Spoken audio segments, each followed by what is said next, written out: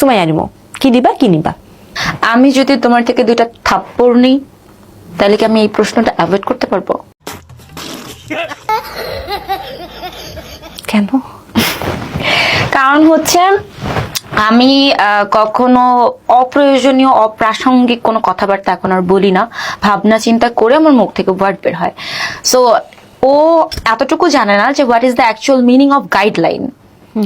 So আমি তাকে একটা খুব ভালো কথা বলছি যে তার লাইফে গাইডলাইনের প্রয়োজন, আমি তাকে গাইডলাইন দিব। এই কথাটার মিনিং এসে বুঝতে পারেনি, সে আমাকে নিয়ে অনেক নেগেটিভিটি ছড়ায় ফেলছে। কারণ শোতে এসে হচ্ছে আমি যতটুকু দেখছি ক্লিপের মধ্যে, সে আমাকে নোংরা কথা বলে ফেলছে। সে এত বাজে কথা বলে, তার মুখ থেকে এত বাজে কথা বের হয় যে প্রত্যেকটার মধ্যে চুট চুট লাগাইতে হয়। কারণ যারা তার শো করে বা যেই প্ল্যাটফর্মে সে কাজ করে, তারাও তার ওই মুখের কথাগুলো শুনতে ভয় পায়।